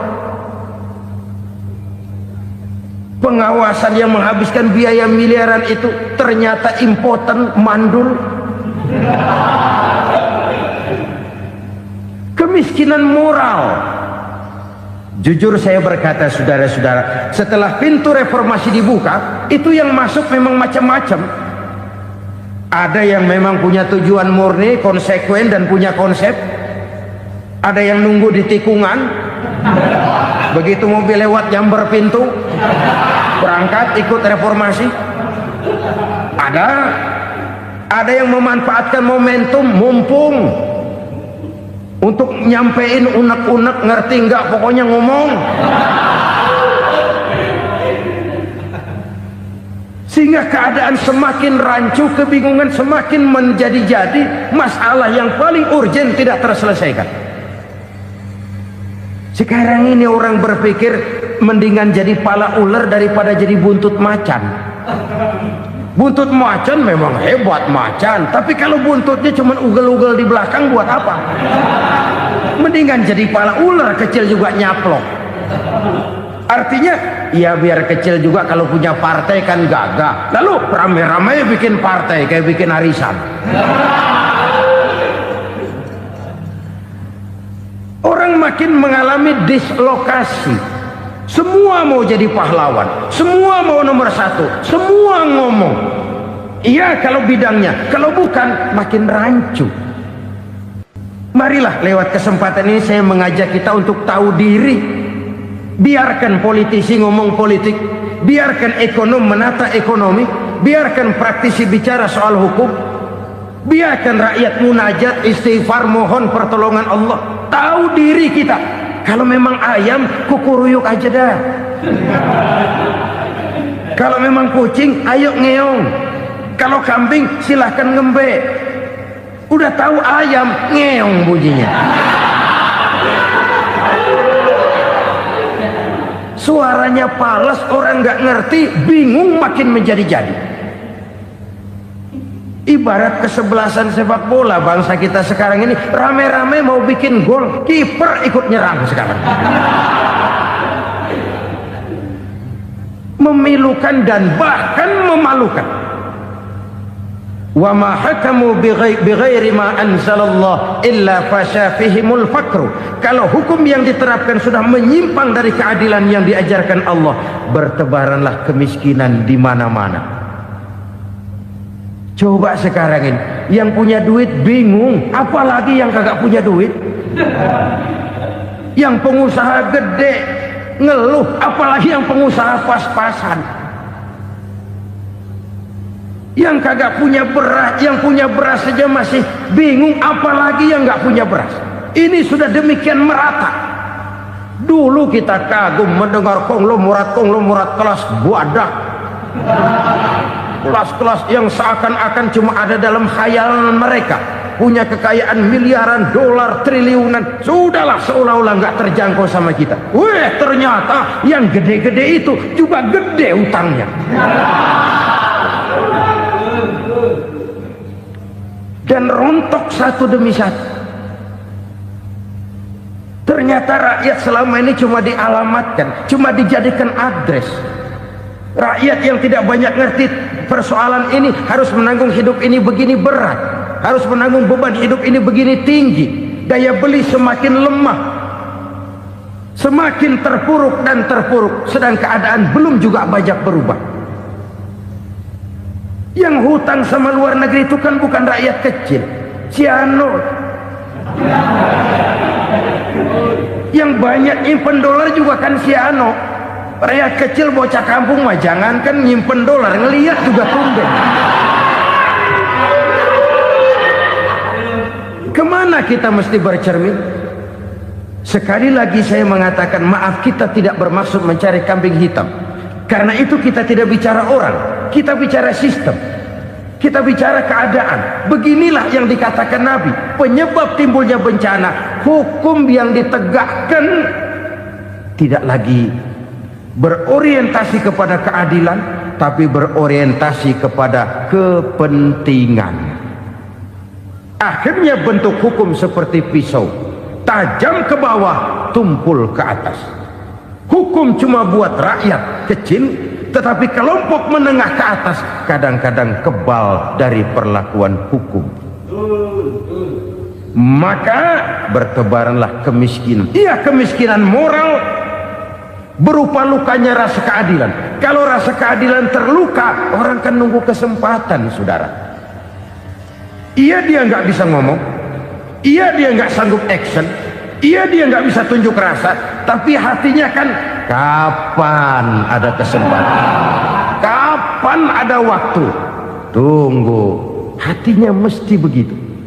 Sehingga begitu ada kesempatan, terjadilah hal-hal yang tidak terhindarkan. Dan itu ekses, bukan reformasi. Jangan seperti sebuah dialog saya dengan seorang abang beca. Saya bertanya, bang, ya, abang tahu nggak reformasi? Tahu, Ustadz. Apa? Pembakaran. Terus penjara lalu perkosaan. Itu referensi, itu yang saya lihat. Nah, itu yang dia lihat. Saya tentu tidak menyalahkan abang beca kita, karena memang itu yang dia lihat dan sejauh itu wawasannya. Tapi ini indikasi bahwa banyak rakyat kita yang belum bisa menggunakan kebebasan secara bertanggung jawab. Padahal kebebasan tanpa tanggung jawab tirani. Sebuah contoh gampang-gampangan. Saya beli radio, saya setel di kamar saya, lalu saya bilang, ini radio gue. Yang beli gue, pakai duit gue setel di kamar gue, sekeras-kerasnya, gak ada urusan sama orang lain. Itu kata saya. Tetapi tetangga saya sebelah rumah kan boleh juga ngomong begitu. Kata tetangga saya, ini mata gue, yang ngantuk gue tidur di kamar gue. Kenapa suara radio lu nyampe kemari? Artinya apa ini? Kebebasan saya nyetel radio dibatasi oleh kebebasan tetangga saya yang mau tidur. Tidak ada kebebasan mutlak. Kebebasan mutlak tanpa tanggung jawab kembali akan melahirkan tirani, kembali akan melahirkan pemaksaan kehendak. Dan itu lagi-lagi bukan demokrasi. Saudara-saudara kaum muslimin rahimakumullah. Ini penyakit yang kedua, lukanya rasa keadilan, terutama di kalangan rakyat kecil. Itu mengendap menjadi akumulasi dan menunggu giliran kapan bisa dimuntahkan. Dengan kata lain, rakyatnya udah banyak banget makan yang perutnya jadi enak, nyelam. Kapan nunggu muntahnya? Udah begini banyak akumulasi yang mereka pendam di perut ini, sehingga ketika terjadi kesempatan itu sudah tidak terkendalikan lagi. Kita out of control. Saya tidak mentolerir sikap-sikap kekerasan. Bahkan saya lebih cenderung bahwa kalau di rumah kita banyak tikusnya saja racuni, jangan rumah dibakar. Bahwa ada korupsi, ya, ada kolusi, memang ada nepotisme, tentu. Tetapi tikusnya saja racuni, jangan rumah dibakar. Masa mau ngusir tikus bakar rumah? Tikusnya lari, tikusnya selamat, rumahnya ewes-ewes.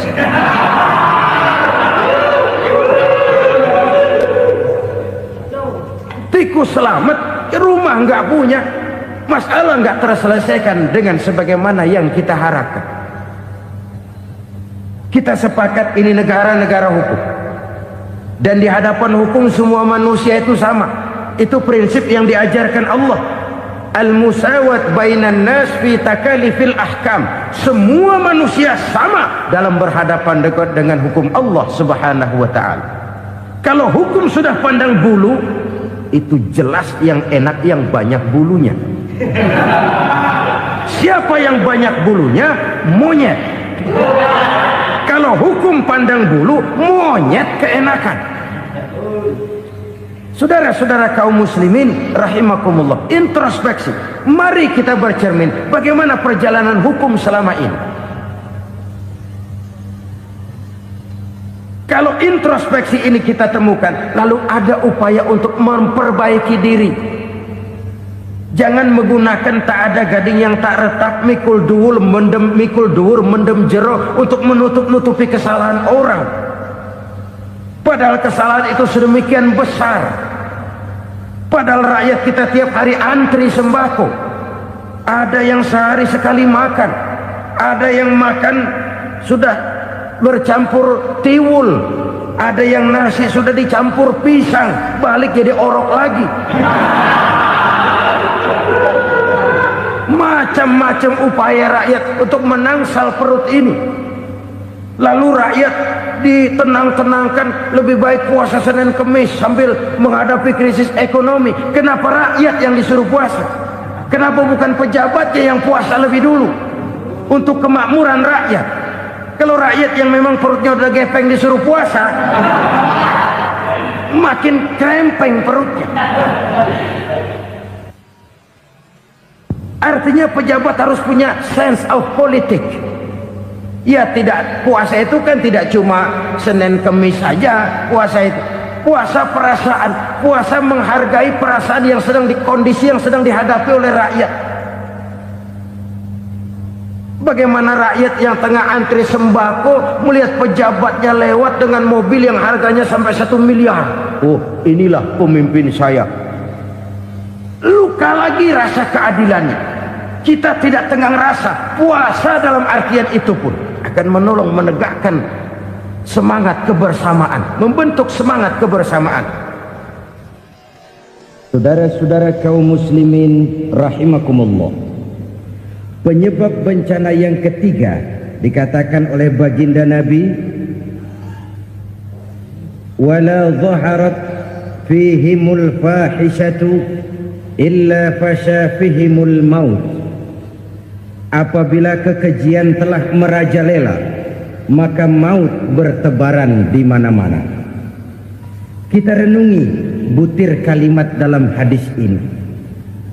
Apabila kekejian telah merajalela, maut bertebaran di mana-mana. Begitu murah arti sebuah kehidupan. Penjarahan untuk hal-hal yang kecil tapi sampai mengorbankan nyawa. Apabila kekejian sudah terjadi di mana-mana, maut pun bertebaran.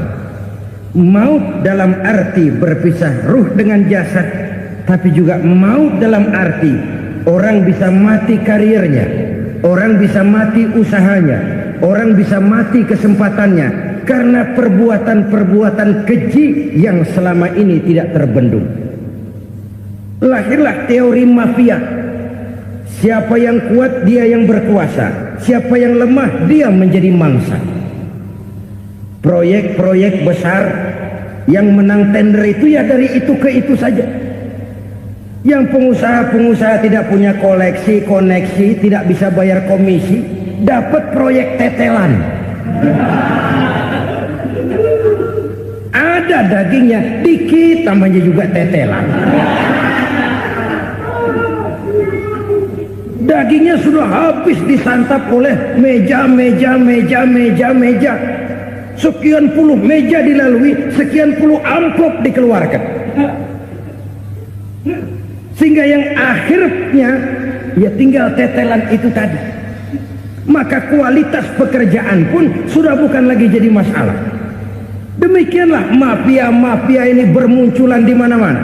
Di pengadilan terkenallah mafia pengadilan. Hukum bisa dibeli, hukum bisa dipesan menurut kebutuhan sponsor. Mafia peradilan, mafia politik, mafia ekonomi, bahkan mafia agama yang menggunakan agama sebagai kedok, menggunakan agama sebagai dalih, menggunakan agama sebagai topeng untuk melancarkan maksud-maksud politiknya pun tidak tertutup kemungkinan. Apabila kekejian telah merajalela, maut bertebaran di mana-mana. Korupsi, kolusi, nepotisme itu bagian dari kekejian. Kita selama ini kalau mendengar maksiat, itu yang terbayang cuma judi, mabuk, zina. Ya itu maksiat. Tapi korupsi, kolusi, nepotisme itu juga maksiat dalam bentuk lain. Kalau ini sudah bertebaran, maka maut terjadi di mana-mana. Jangan bayangkan cuma mati orangnya, itu sih kewajiban. Yang menyakitkan itu orangnya masih hidup tapi dibikin mati. Karirnya mati. Kenapa? Karena yang diperlukan bukan cuma orang pinter tapi orang taat. Biar pinter, kalau nggak taat minggir. Biar bodoh, kalau taat bisa nyenangin atasan, bisa nyemur. Kumaha juragan wae ayeuna mah. Itu yang kadang-kadang dapat penghargaan. Tidak ada prestasi kerja kecuali bikin senang orang di atas. Kita lihat di desa-desa jalan rusak. Kalau ada berita pejabat anak mau turun, jalan rata sekali. Sampai tanah dari mana aja dikeruk buat ngeratain tuh jalan. Pejabat pulang legok lagi jalanan. Katanya kita kerja buat rakyat, nyatanya kita cuma melayani atasan. Kenapa? Terjadi lingkaran setan. Seperti kata lagu Dul Sumbang itu. Mahasiswa takut sama dosen, dosen takut sama dekan, dekan takut sama rektor, rektor takut sama menteri, menteri takut sama presiden, presiden takut sama mahasiswa. Muter balik lagi, lingkaran setan, lingkaran setan. Saudara-saudara kaum muslimin rahimakumullah, kekejian yang merajalela, praktek-praktek mafia yang tertuang dalam kehidupan sehari-hari menyebabkan orang mati karirnya, jasad masih hidup, karir mati, itu menyakitkan. Mati bisnisnya. Rakyat kecil pernah senang ketika cengkeh booming, harganya bagus, rakyat banyak yang pergi haji. Lalu mau ditata, lahir tata niaga cengkeh, malah amburadul. Harga cengkeh jatuh, petani cengkeh kecil menjerit. Siapa yang untung? Segelintir orang. Masihkah kita pakai atas nama rakyat untuk kepentingan nasional, padahal yang nyanyi cuma segelintir orang? Masihkah kita mau bohongi rakyat ini dengan mobil nasional tapi bikinan Korea? Masihkah kita mau bermain verbalisme, bermain kata? Ini sebuah masa lalu yang tidak perlu terulang lagi untuk masa-masa yang akan datang. Kekejian merajalela, orang mati karir, bisa mati usaha, mati bisnis. Usahanya maju, dirangkul, hancur. Usahanya maju, dipukul, hancur, tenggelam.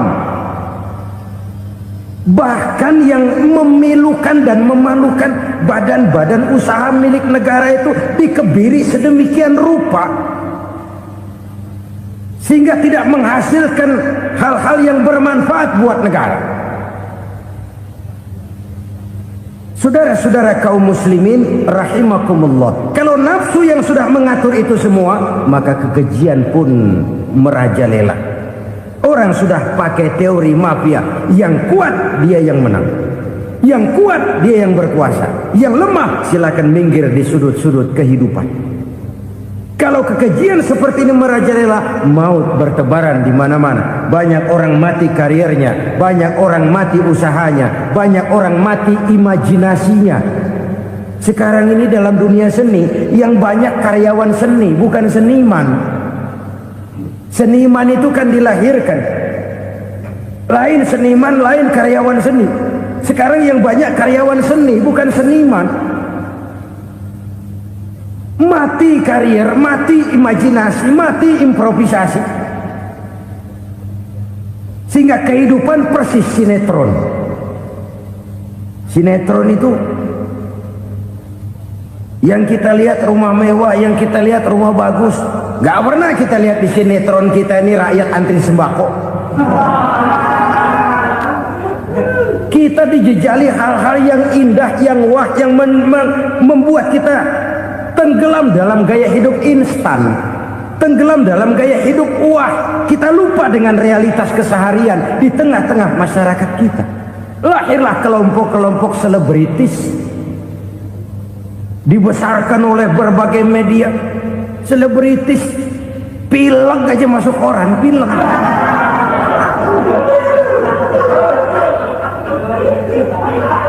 Rakyat yang pingsan antri beras nggak masuk koran.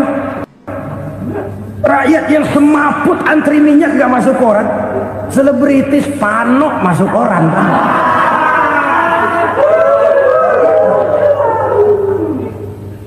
Kita besarkan hal-hal kecil, kita kecilkan hal-hal besar. Kenapa? Kita mengejar oplah, kita profit oriented, tidak lagi berorientasi kepada realitas hidup yang kita hadapi ini. Kalau kekejian sudah merajalela, kata Nabi, maka maut bertebaran di mana-mana. Maut dalam artian maut, coba lihat sekarang begitu murah nyawa. Karena 1000 perak orang mau nusuk bunuh. Karena beras seliter orang khilaf, begitu murah kehidupan. Tapi kekejian dalam bentuk korupsi, kolusi, nepotisme, kekejian dalam bentuk itu mematikan karier, mematikan bisnis, mematikan imajinasi, mematikan kreativitas. Itu juga maut dalam bentuk lain akibat kekejaman lain.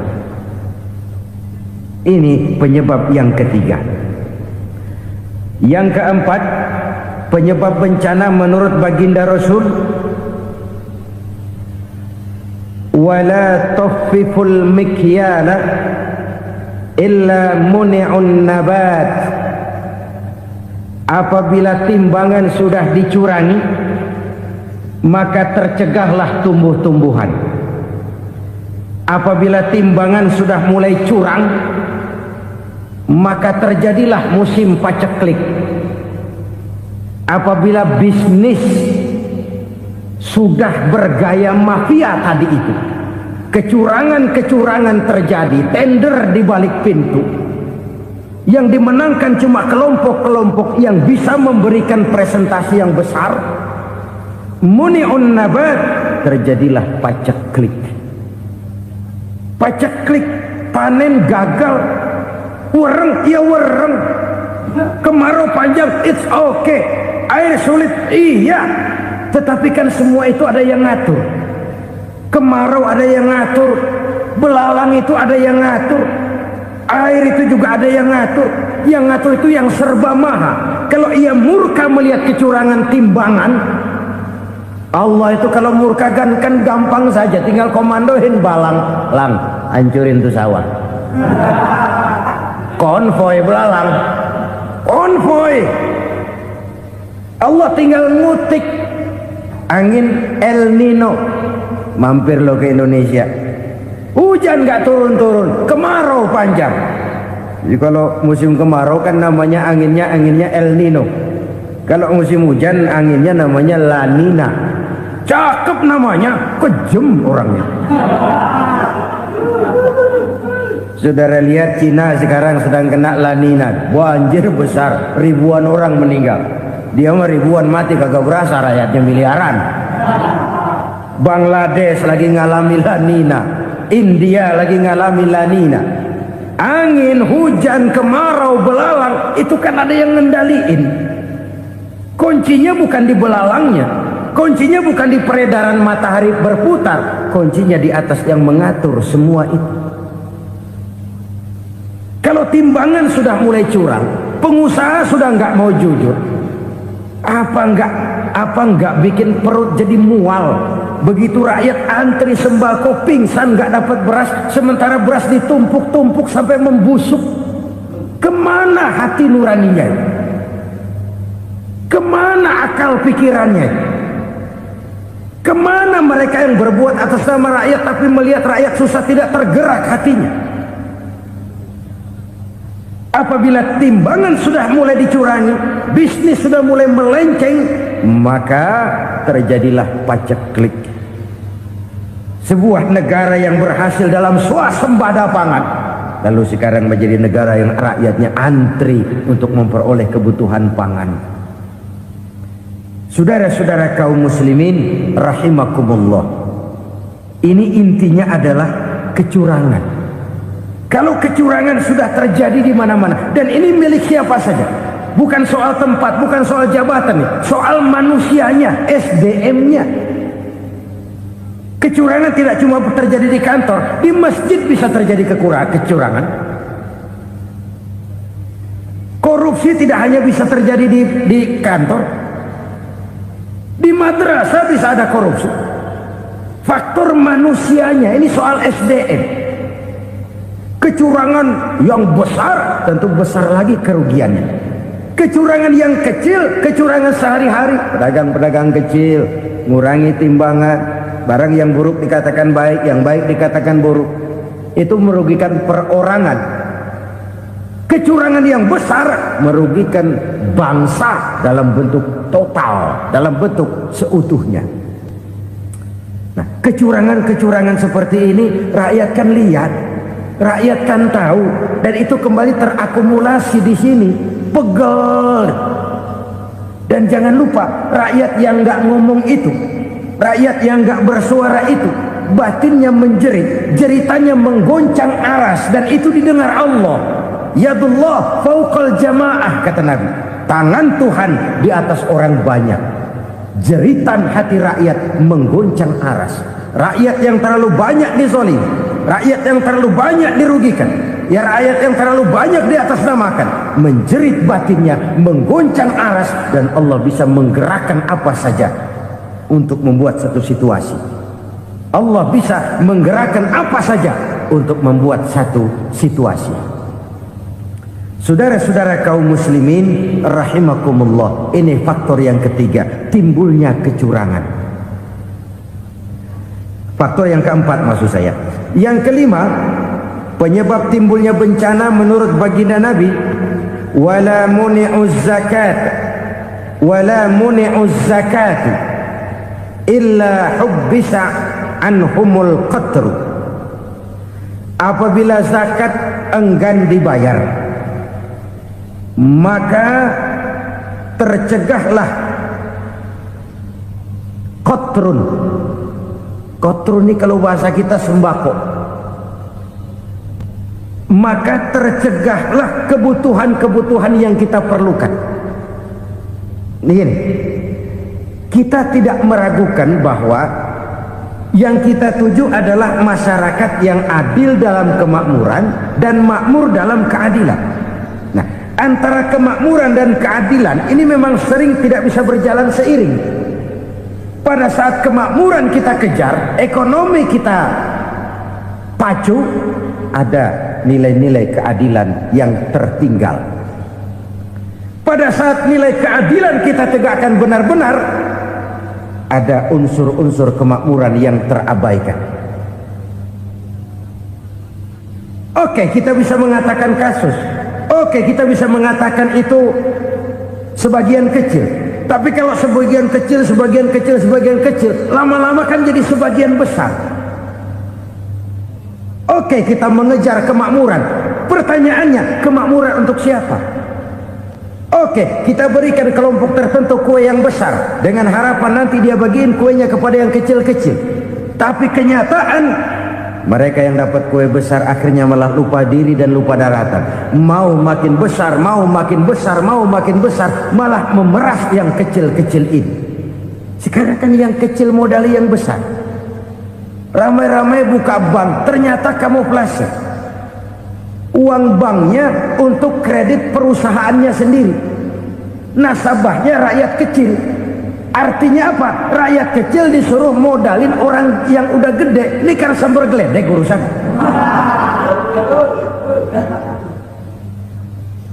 Ini kan permainan apa lagi? Rakyat kecil suruh modali yang gede.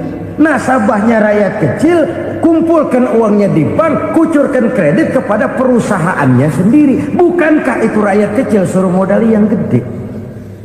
Sudah begitu kejamkah kita untuk meraih keuntungan dengan mengorbankan orang kecil ini?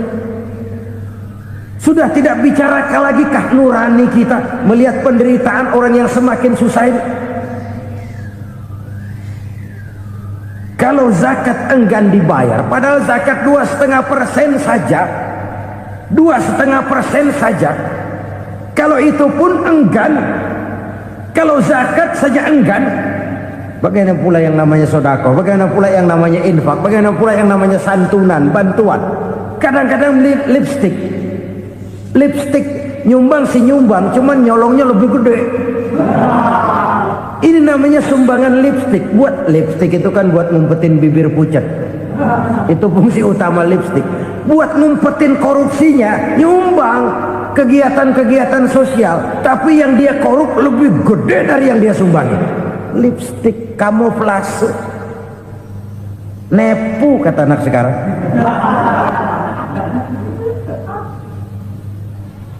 Saudara-saudara kaum muslimin rahimakumullah. Demikian berat kewajiban zakat ini sampai di zaman Sayyidina Abu Bakar pernah keluar komando perangi orang yang enggan membayar zakat. Perangi. Karena fungsi zakat adalah menjembatani antara si kaya dengan si miskin. Bahwa ada kemiskinan itu Qur'ani. Allah menyatakan, aku melebihkan rezeki sebagian kamu dari yang lain. Ini kan kesenjangan. Allah melebihkan rezeki sebagian kamu dari yang lain. Ada itu. Tetapi itu berjalan secara nature. Nah, kalau direkayasa, yang kaya semakin kaya, yang miskin semakin terpuruk, yang sudah besar dapat proyek besar, yang kecil dapat tetelan. Ini kan rekayasa namanya. Kesenjangan yang direkayasa ini yang kita harus kikis. Nah, fungsi zakat menjembatani dari sisi sosial. Dari sisi pribadi, Nabi berpesan, zakku amwalakum biz zakat. Bersihkan hartamu dengan zakat. Sekarang ada istilah nyuci uang. Uang hasil korupsi itu bisa dicuci, dijadikan uang bersih. Bukan pakai rinso, bukan. Pakai politiknya koruptor, diolah sedemikian rupa sehingga jadi uang resmi. Sudah memutik, itu termasuk yang disebut kejahatan kerah putih, white collar crime. Kejahatan kerah putih, kejahatan pakai dasi, kejahatan kelas kakap. Makanya orang mendingan goblok kagak bener daripada pinter kagak bener. Goblok kagak bener itu gampang ngurusinnya. Pinter kagak bener, ini yang berabe bener ngurusinnya.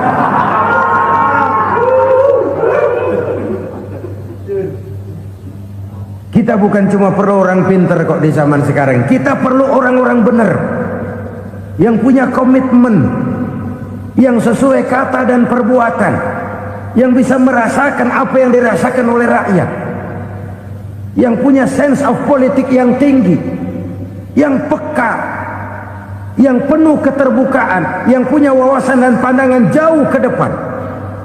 Dari sisi pribadi, zakat itu membersihkan harta kita. Ya, dia tercampur dengan yang subuhat, dia bahkan mungkin tercampur dengan sedikit-sedikit yang haram. Itu zakku amwalakum biz zakat. Bersihkan hartamu dengan zakat itu. Pada sisi sosial ia menjembatani, pada sisi pribadi ia membersihkan harta kita. Karena itu kalau kita minta berdoa minta rezeki, syarat rezeki itu halalan thayyiban wasi'an. Nggak pernah kurang dari 3 itu. Halal, bagus, banyak. Halal, bagus, tapi sedikit, susah ngaturnya. Halal, banyak, tapi kurang bagus, buat apaan? Bagus, banyak, tapi haram, enggak ada artinya. Sebab kata Imamul Ghazali, kalau kau terlalu suka memakan makanan yang haram, dikunyah masuk ke dalam perut besar, digiling oleh perut besar, menghasilkan energi, menggerakkan sel-sel pembuluh saraf, kau juga akan cenderung berpikir yang haram. Kalau sudah cenderung berpikir yang haram, perbuatan pun akan mengarah kepada perbuatan-perbuatan yang haram. Dulu waktu kelompok Jimbaran 200 konglomerat Indonesia kumpul, dihimbau supaya sekian persen kasih pengusaha-pengusaha lemah. Itu kan cuma sekedar belas kasihan, tidak banyak menolong keadaan. Dan bukan itu yang diperlukan pengusaha-pengusaha kecil. Yang diperlukan adalah berikan kami kesempatan seperti mereka dapat kesempatan. Berikan kami peluang seperti mereka juga dikasih peluang. Kalau cuma dikasih 100 juta, 200 juta hari ini, usaha kami nggak ada prospeknya, peluang kagak ada, kan sama juga bohong. Diceburin ke kali, disuruh berenang, tangan diikat, mendingan mampusin, ketahuan. Ayo berenang, berlomba, tangan diikat, kaki diikat, sama saja nyuruh mati. Jadi jangan kasih ikannya, kasih kailnya. Yang diperlukan pengusaha kecil menengah ke bawah itu bukan cuma sekedar belas kasih dari konglomerat-konglomerat besar. Berikan kami peluang seperti mereka juga dapat peluang. Berikan kami kesempatan seperti mereka dapat kesempatan. Berikan kami kredit dengan kemudahan seperti mereka juga kalau minta kredit begitu mudahnya. Menciptakan peluang dan kesempatan, pemerataan. Bukan menciptakan manusia Indonesia dengan standar ekonomi yang sama. Semua rumahnya harus sama, semua punya mobil. Itu sih kebersamaan bebek. Bebek, coba lihat bebek. Satu ngalor semua. Satu ngidul semua. Kebersamaan bukan itu. Kebersamaan adalah menciptakan peluang. Kalau yang kaya bisa semakin kaya, kenapa yang miskin tidak bisa ikut naik jadi sedikit kaya? Kalau pengusaha yang sudah kuat bisa bertambah menjadi kuat dengan proyek mega proyek, kenapa yang menengah tidak bisa ikut menjadi kuat? Dan kenapa kekejian itu merajalela? Kita dengar lewat berita-berita PLN tekor, PLN hutang. Kenapa? Dia beli listrik dari swasta yang belinya lebih mahal daripada penjualannya. Artinya dia beli itu listrik dari perusahaan listrik swasta, dia jual kepada rakyat lagi. Harga jualnya lebih murah daripada dia beli kepada swasta. Kenapa? Ada tekanan lagi tuh. Biasa siklus lagi. Hukum Boyle. Atas neken paling bawah gepeng. Ya kita nih rakyat kecil emang nasibnya gepeng terus. Saudara-saudara kaum muslimin rahimakumullah, dari 5 penyebab bencana ini kita ambil kesimpulan untuk sebuah renungan dan introspeksi kita bersama. Pertama, mengingkari janji, padahal janji itu yang lebih tinggi nilainya adalah di hadapan Allah Subhanahu wa ta'ala. Baik wakil-wakil rakyat di parlemen maupun pemimpin-pemimpin rakyat di dalam kabinet, apabila memangku suatu jabatan, selalu mereka mengawali dengan sumpah, dan sumpah itu dimulai dengan demi Allah. Sadarkah kita pada saat itu kita ucapkan bahwa kita sudah mempertaruhkan Allah untuk jabatan yang kita pegang? Kita sudah mempertaruhkan nama Allah untuk posisi yang dipercayakan kepada kita. Sadarkah kita bahwa menyia-nyiakan itu satu dosa yang sangat besar, yang tidak hanya kepada Allah tetapi juga kepada rakyat yang kita wakili, kepada rakyat yang kita pimpin. Cukuplah sudah rakyat dijadikan adres, umat dijadikan alamat sebagai numpang. Marilah kita kembali kepada komitmen awal dengan jujur kepada janji kita sendiri. Lalu yang kedua, kekejian, baik berupa korupsi, kolusi, nepotisme, dan perbuatan-perbuatan lain akan melahirkan kemiskinan.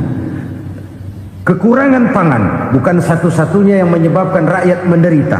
Lukanya rasa keadilan terakumulasi di hati rakyat, dan jeritan hati rakyat mengguncang aras. Kalau Allah murka, Allah bisa melakukan apa saja untuk menciptakan suatu kondisi. Faktor yang ketiga adalah praktek mafia menebarkan maut, baik orang yang mati jasad dan rohaninya maupun orang yang mati karirnya, mati kejujurannya, mati usahanya, mati imajinasinya. Hilang kreativitas kita sebagai bangsa. Faktor yang keempat, kecurangan-kecurangan di bidang usaha, di bidang tender, mengandalkan menjual kekuasaan. Dan memang repot kalau penguasa jadi pengusaha. Mau atau tidak mau, kebijakan-kebijakan kekuasaannya akan memperkuat jaring-jaring usahanya. Dan pada saat itu objektivitas sulit ditemukan lagi. Lalu yang kelima, keengganan membayar zakat, menumpuknya kekayaan negara pada kelompok-kelompok tertentu. Ini akan melahirkan paceklik yang berkepanjangan. Menumpuknya kekayaan dan harta negara pada kelompok-kelompok tertentu akan melahirkan paceklik dan kemiskinan yang berkepanjangan. marilah kita sadar, marilah kita merenung bahwa keengganan kita membayar zakat, menciptakan pemerataan, pada akhirnya akan menjadi musibah buat kita semua. Saudara-saudara kaum muslimin rahimakumullah, sekian dulu jumpa kita kali ini. Mudah-mudahan yang saya sampaikan dari hadis riwayat Imam Tabrani ini menjadi bahan introspeksi buat kita semua. Tidak akan seorang muslim jatuh dua kali di tempat yang sama. Semua merupakan pelajaran untuk kita jadikan introspeksi guna menata hari esok yang lebih baik daripada hari ini. Reformasi harus terus berlanjut, tidak bisa dan tidak perlu dikendalikan, tapi harus tetap dengan landasan akhlakul karimah sesuai dengan budaya kita sebagai bangsa.